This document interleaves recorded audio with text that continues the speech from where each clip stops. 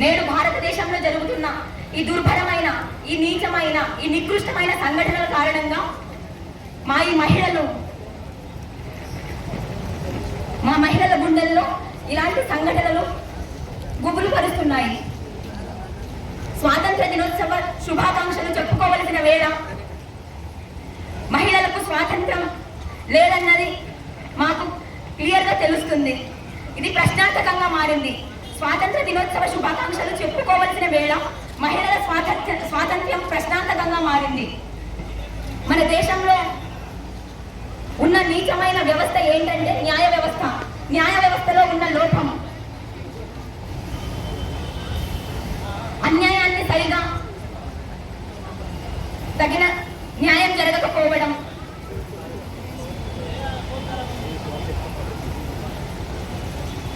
మన న్యాయ వ్యవస్థ ఎలా ఉండాలి అంటే ఇలా తప్పు చేస్తే వాడికి అతి నీచమైన శిక్ష పడాలి.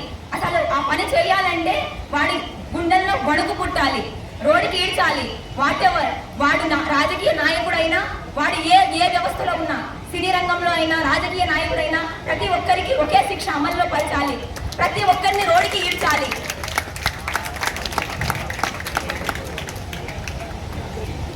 ఇలా మేము అంటే రోజు మనం చూస్తూనే ఉన్నాం.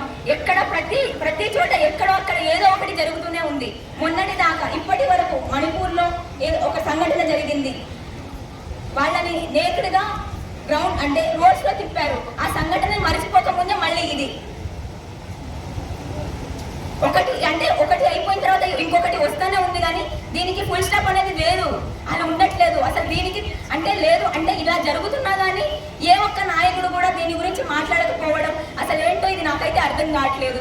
ఏ రాజకీయ నాయకుడు కావచ్చు, ఏ మీడియా కావచ్చు, దీని గురించి ఎటువంటి డిస్కషన్స్ తెలియట్లేదు.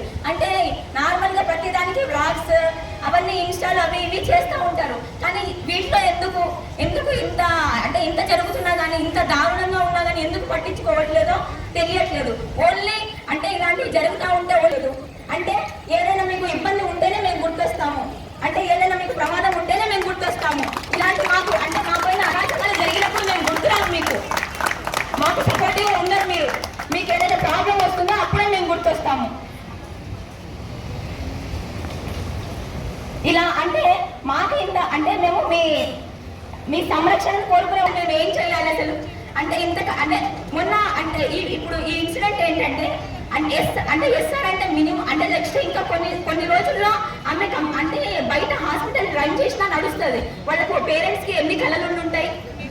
ఇలా అంటే ఇలా అవ్వకం ముందు అవన్నీ అంటే ఇంత లాంగ్ చదువుకుంటూ వచ్చినావండి అక్కడే స్టక్ చేసేసారు. ఎంత కష్టపడి ఆ స్థాయికి వచ్చిందంటే ఎంత కష్టపడి ఉండొచ్చు.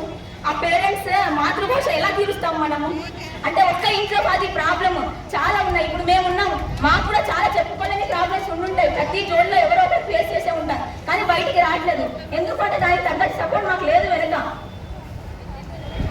ఇలా ప్రతి ఒక్కరు అంటే మేము ఏం చేసినా కానీ అంటే ఏది చేసినా కానీ ఇప్పుడు మేము డ్యూటీస్లో ఉంటాము, ఏ టైంలో బయటకు వస్తామో తెలియదు. అంటే మేము పేషెంట్స్ గురించి మాత్రమే ఆలోచిస్తాం.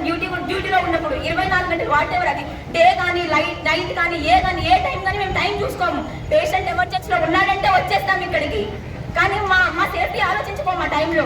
అలాంటి టైంలో మాకు సేఫ్టీ ఇవ్వట్లేదు. సరైన సెక్యూరిటీ లేదు, ప్రాపర్ సీసీ కెమెరాస్ లేవు. అన్ని అక్కడ క్లియర్గా ఎవిడెన్స్ ఉన్నా కానీ ఏం చేయలేకపోతున్నారంటే అసలు ఎంత నీచంగా ఉంది మన రాజకీయ వ్యవస్థ. అదే ఇంత దారుణమైన స్థితిలో మనం బ్రతుకుతున్నాము. న్యాయంగా పని చేయట్లేదు, అన్యాయాన్నే ముందు ప్రోత్సహిస్తుంది. ఇవన్నీ ఆందోళనలు జరుగుతూనే ఉన్నాయి, రోజుకి రోజు జరుగుతూనే ఉన్నాయి. మనం ఆందోళనకు చేపట్టుతూనే ఉన్నాము, కొన్ని రోజులకు మర్చిపోతాము, మళ్ళీ సేమ్ రిపీట్ అవుతూనే ఉంటాయి. ఇలా 1-2 రోజులు దీనికి ఫుల్ స్టాప్ లేదు. We want justice justice. Problem 1-2 days జరుగుతుంది, తర్వాత ఎవరు పట్టించుకోమన్నది. ఏది ఉండదు, ఏది ప్రాపర్గా చెయ్యరు. ఇప్పుడు ఇంత జరుగుతున్నా కానీ ఏ రాజకీయ నాయకుడు వస్తాడా? ఇప్పుడు వస్తాడా ఎవరైనా? ఎవరు రాదు. ఓట్లకే మనం పనికొస్తాం, దేనికి పనికిరాం. వైద్యానికి కావాల్సినప్పుడు వాళ్ళకి గుర్తొస్తాము, మనం ప్రమాదాల్లో ఉన్నప్పుడు వాళ్ళకి గుర్తురాము. ప్రమాదాల్లో ఉన్నారు, వాళ్ళకి చేయగలిద్దామని ఒక్కరు కూడా ముందుకు రావట్లేదు. అంటే ఇంత నీచమైన స్థితిలో ఉన్నాము. మేము మీ సేఫ్టీని కోరుకుంటాం, మా సేఫ్టీ మాకు వద్దా? మా సేఫ్టీని మేము కోరుకోవద్దా? మా సేఫ్టీకి మీకు సెక్యూరిటీ ఇవ్వరా? ఇలా ప్రతి విషయాన్ని అంటే ఎన్నిసార్లు చెప్పినా మేము మైకి పట్టుకొని మాట్లాడుతూనే ఉంటాం, కానీ మీలో ఎటువంటి మార్పు లేదు. ఈ న్యాయ వ్యవస్థలో మార్పు లేదు, ఈ రాజకీయ వ్యవస్థలో మార్పు లేదు. అంటే రాజకీయ నాయకుడు ఉంటే చాలు, డబ్బు హోదా ఉంటే చాలు, ఏదైనా చేస్తాడు. ఏదైనా ఏం చేసినా, ఎంత నీచమైన నికృష్టమైన పని చేసినా కానీ వాడికి ఏ శిక్ష లేదు.